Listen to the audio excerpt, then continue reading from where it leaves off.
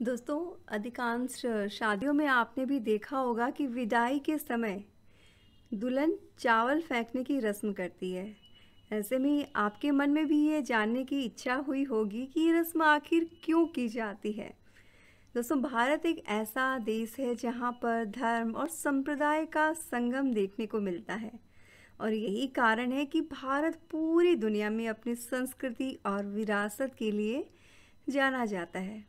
यही नहीं, यहाँ पर धर्म के अपने तौर तरीके और रीति रिवाज हैं जिनका अपना महत्व है। बस ये अंतर भारतीय शादियों में ही देखने को मिलता है। दरअसल धर्म में शादी को लेकर अलग अलग रस्में हैं। ऐसे ही हिंदू धर्म में होने वाली शादियों के भी अपने रीति रिवाज और रस्में हैं।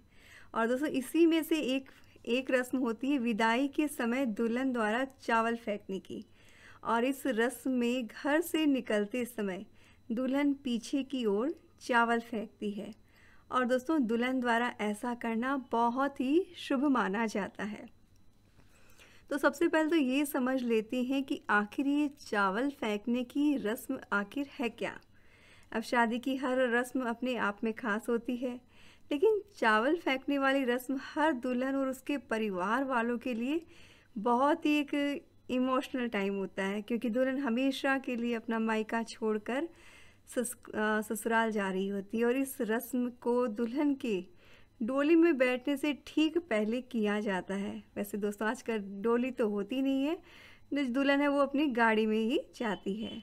इस रस्म में दुल्हन का जब घर से बाहर निकलने लगती है तो दुल्हन की माँ और दूसरी जो लेडीज़ होती है, जो शादी में होती हैं या जो बहुत क्लोज लेडीज़ होती हैं, क्लोज रिलेशन में जो लेडीज़ होती हैं, वो लोग दहलीज के अंदर खड़ी रहती हैं और दुल्हन दहलीज क्रॉस करके बाहर की तरफ होती है।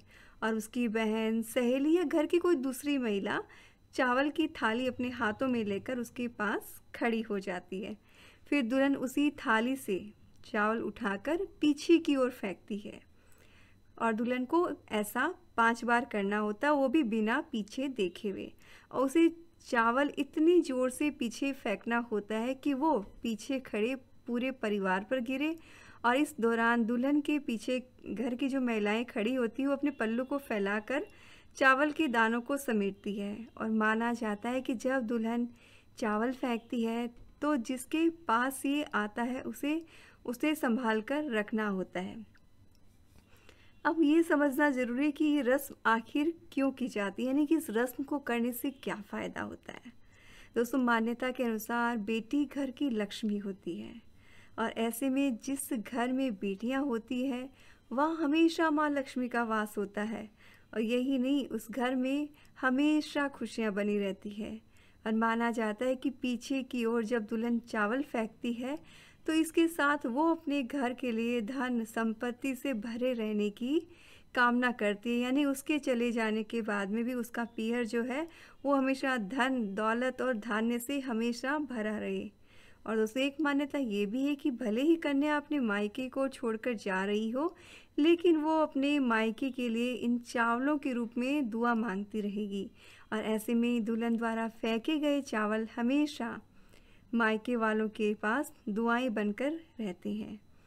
और इस रस्म को बुरी नज़र को दूर करने के मकसद से भी देखा जाता है कि माना जाता है कि दुल्हन के मायके से चले जाने के बाद उसके परिवार वालों को किसी की बुरी नज़र ना लगे, इस वजह से भी यह रस्म कराई जाती है।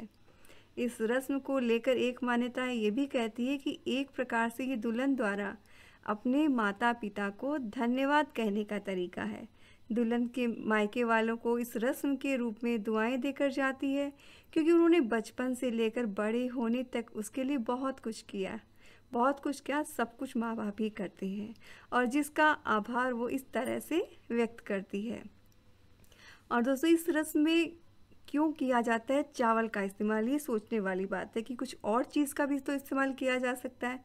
अगर धन के लिए किया जाता है तो क्या सिक्कों से बारिश नहीं की जा सकती? चावल का इस्तेमाल क्यों होता है? एक्चुअली चूंकि चावल को धन का प्रतीक माना जाता है, इसीलिए इसे धन रूपी चावल भी कहा जाता है। और यही नहीं, चावल को धार्मिक पूजा कर्म में पवित्र सामग्री माना गया है, क्योंकि चावल सुख और संपन्नता का प्रतीक होता है। ऐसे में जब दुल्हन विदा होती है तो वो अपने परिवारजनों के लिए सुख और संपन्नता भरे जीवन की कामना करती है और इसी वजह से इस रस्म के लिए चावलों का इस्तेमाल किया जाता है। दोस्तों, बहुत ही प्यारी सी रस्म है। पर्पस चाहे जो भी हो, लेकिन जिस भी नज़रिए से देखेंगे बहुत ही अच्छा पर्पस है। तो जब भी कहीं पे भी शादी हो, अगर वहाँ पे रस्म करना भूल जाएं तो आप ज़रूर से करवाएं।